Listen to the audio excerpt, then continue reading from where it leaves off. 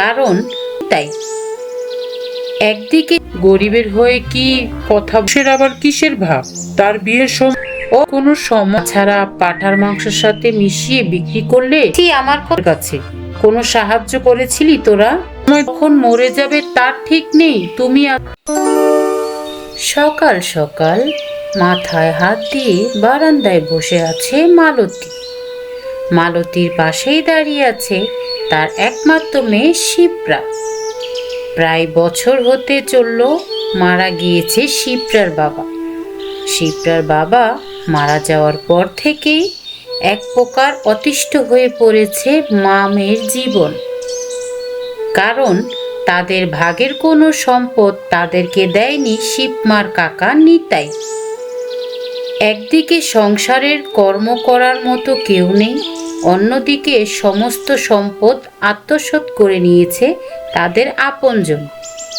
যার কারণে ইদানিং ভীষণ কষ্টে দিন যাচ্ছে ওই অসহায় মা আর মেয়ের। মা, সকাল সকাল এইভাবে মাথায় হাত দিয়ে বসে আছো কেন বলো তো? তাছাড়া কি করব বল মা, এতগুলো দিন হয়ে গেল একটা কাজের ব্যবস্থা করতে পারলাম না। টাকার অভাবে তোর পড়াশোনাটাও বন্ধ করে দিলাম। আর এখন মনে হচ্ছে তোর মুখে দুমুঠো ভাতও তুলে দিতে পারবো না রে মা। সে আমাদের কপালে যদি দুঃখ লেখা থাকে তবে তুমিই বা কি করবে বলো তো? বাবা বেঁচে থাকতেও যে খুব সুখে ছিলাম এমনটাও তো না। তখন অন্তত তোর মুখে ভাত তো তুলে দিতে পারতাম, এখন তো সেটাও পারছি না রে মা। আচ্ছা মা, এভাবে আর কতদিন চলবে বলো তো? তুমি কাকার কাছে যাচ্ছ না কেন? সে আমাদের ভাগের জমিটুকু দিয়ে দিলেই তো পারে। সেদিন কি বলল শুনলি না? একদম সাফ কথা জানিয়ে দিল আমাদের কোনো জমি দেবে না। এখন সেখানে গিয়েও যে আর কিচ্ছুটি হবে না। দেবে না বললেই হলো? মামার বাড়ির আবদার পেয়েছে নাকি? বলি, গ্রামে কি কোনো আইন নেই? চলো মা, আমরা মোড়লের কাছে যাই। সেখানে গিয়েই বা কি হবে? ওই মোড়লও তাদের হয়েই কথা বলবে। গরিবের হয়ে কি কথা বলে, বুঝলি মা? তাহলে আর কি, ভাত না পেলে বসে বসে ঘোড়ার সাথেই না হয় ঘাস খাবো। ঘোড়া? ও মা শিবমা, তুই একটু ঘরে থাক, আমি আসছি। ঘর ছেড়ে কোথাও যাবি না কিন্তু। তুমি আবার কোথায় যাবে মা? এসে বলছি।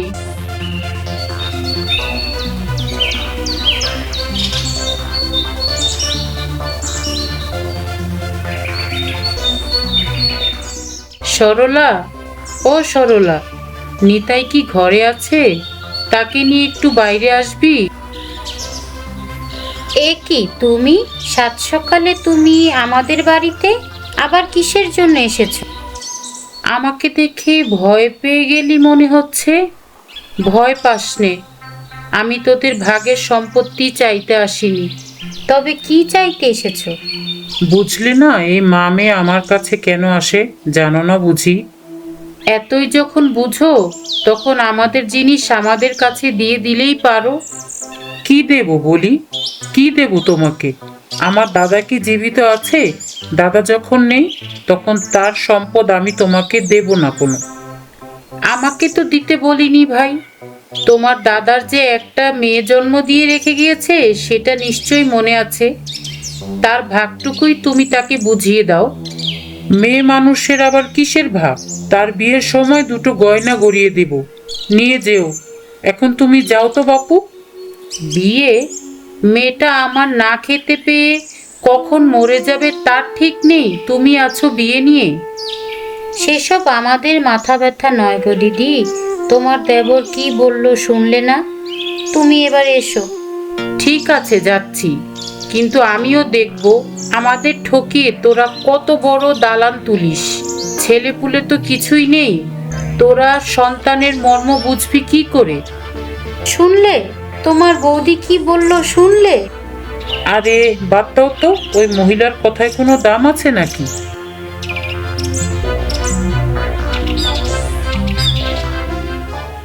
নিতাইয়ের বাড়ি থেকে বেরিয়ে কোনো দিক যাবে কি করবে কিছুই বুঝতে পারছিল না মালতী।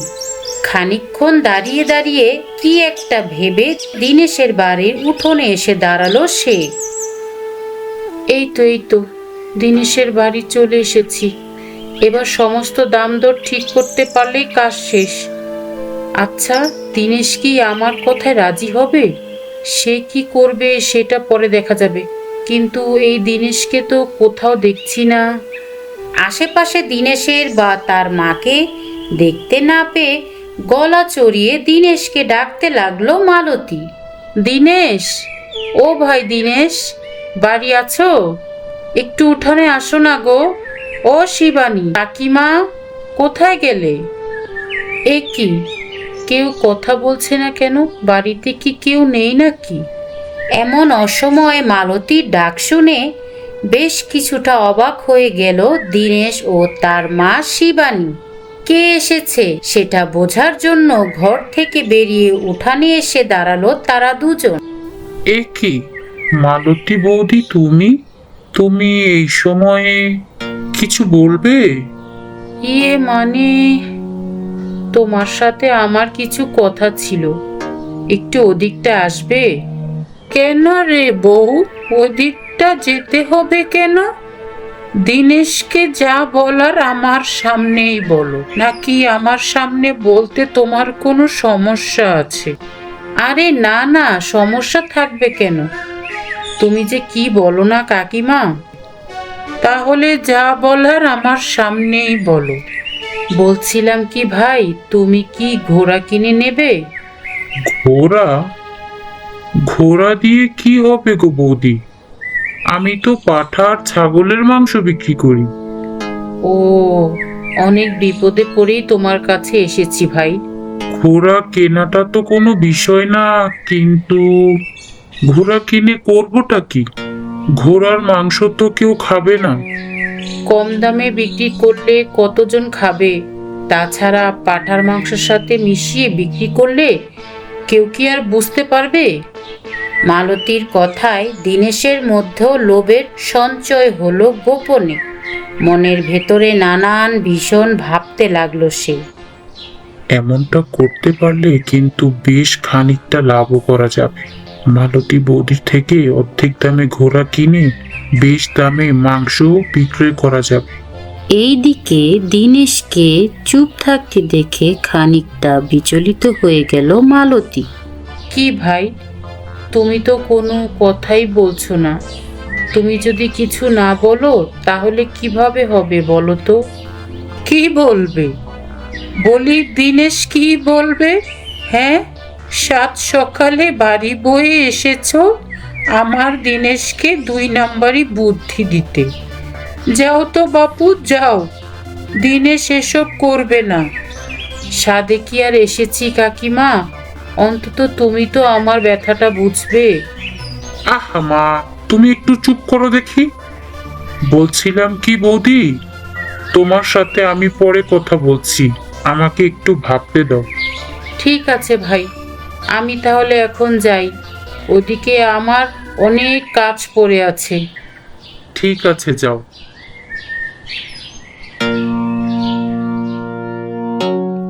কি হলোটা কি?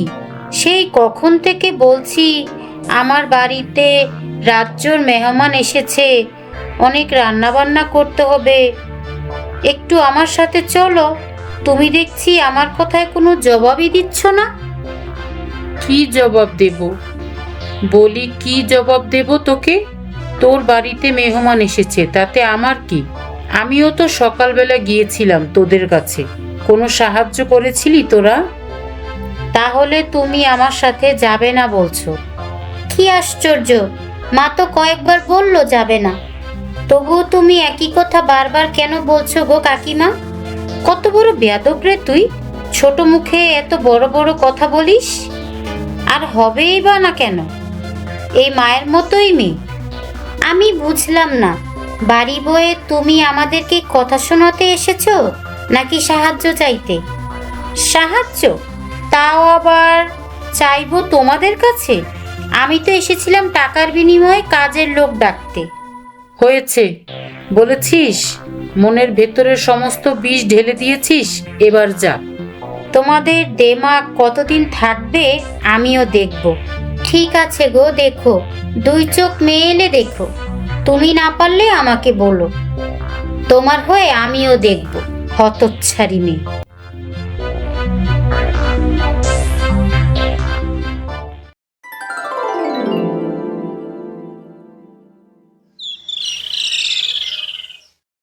এইদিকে সারা রাত চিন্তা ভাবনা করে সাত সকালে মালতীর বাড়িতে এসে হাজির হলো দীনেশ। খানিক আগেই ঘুম থেকে উঠে উঠোন ঝাড়ু দিচ্ছিল মালতী। উঠানে প্রবেশ করেই মালতীকে দেখে তার সামনে গিয়ে দাঁড়ালো দীনেশ। যাক, ভালোই হলো। বৌদি, তুমি উঠানেই আছো? এ কি দীনেশ, তুমি তুমি এত সকালে আমাদের বাড়িতে? ওই তোমার সাথে ঘোরার ব্যাপারে কথা বলতে এলাম। তাই বলে এত সকালে আসবে?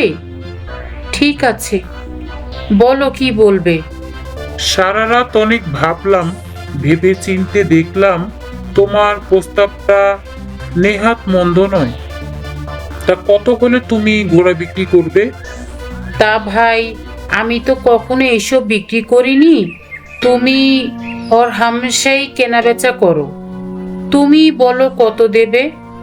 ঘোড়ার মাংস তো মানুষ খায় না, এসব ছাগলের মাংসের সাথে মিশিয়ে বুদ্ধি করে বিক্রি করতে হবে। তাই আমি তোমাকে খুব বেশি দাম দিতে পারবো না। খুব বেশি না হলেও কত দেবে? এই ধরো 1000-2 মাত্র? তোমার দাদা যখন জীবিত ছিল তখন এই ঘোড়া কিনেছে, সেই সময় তো 8000 নিয়েছিল। এখন তুমি সেখানে না হয় 5000 দাও, 2000 দিতে চাইছো কিভাবে? 5000? না বৌদি, এত দাম দিয়ে আমি কিনতে পারবো না। আমি 2000 দিয়েই নেব। তাহলে বরং তুমি নিও না, এমনিতেই বিষয়টা 2 নাম্বারই কাজ হচ্ছে, তার উপরে আবার টাকাও অনেক কম। আমি ঘোড়া বিক্রি করব না। ঠিক আছে বৌদি, তাহলে ওটা তোমার কাছেই রেখে দাও।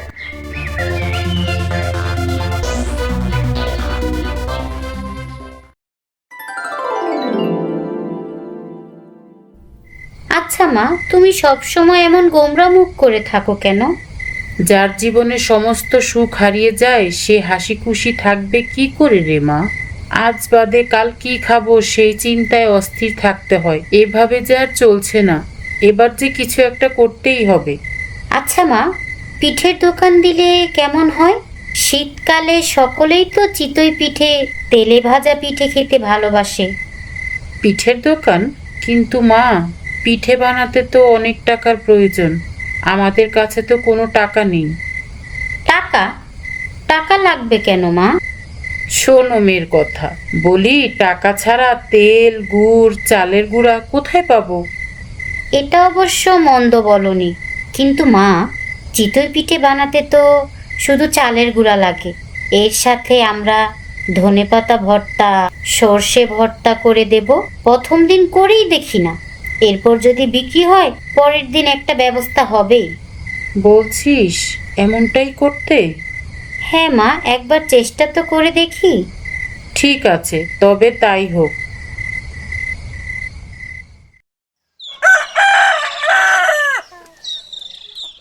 পরশুদিন সকাল থেকেই পিঠের দোকান দেওয়ার সমস্ত জোগাড় যন্ত্র করে বিকালের দিকে রাস্তার একপাশে পিঠের দোকান দিয়ে বসলো মালতী আর শিপ্রা।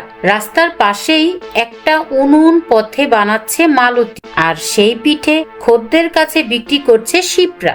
এমন সময় তাদের দোকানে এসে দাঁড়ালো শিবানী আর সরলা। কি গো দিদি, শেষ পর্যন্ত এমন পথে এসে দাঁড়ালে গো?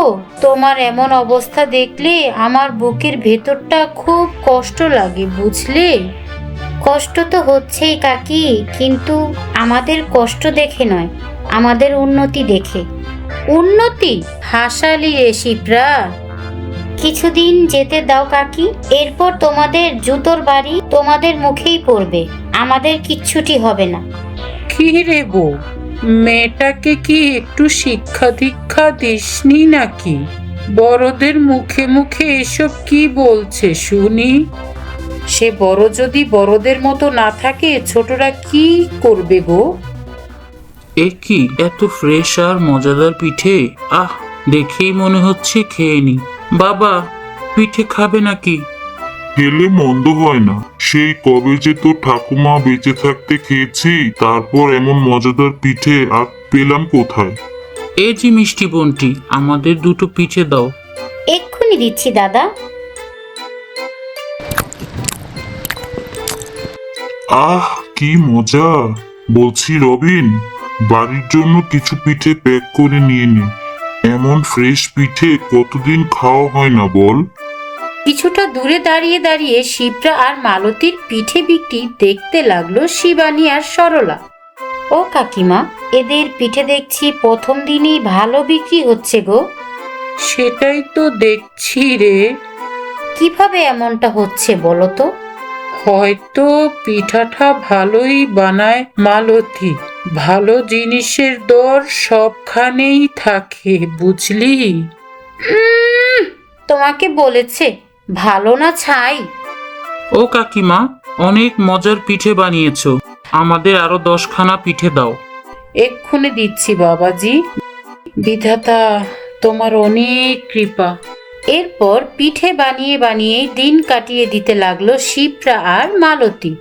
ধীরে ধীরে তাদের পিঠের আইটেম বাড়তে লাগলো, সেই সাথে বাড়লো বিক্রেতা।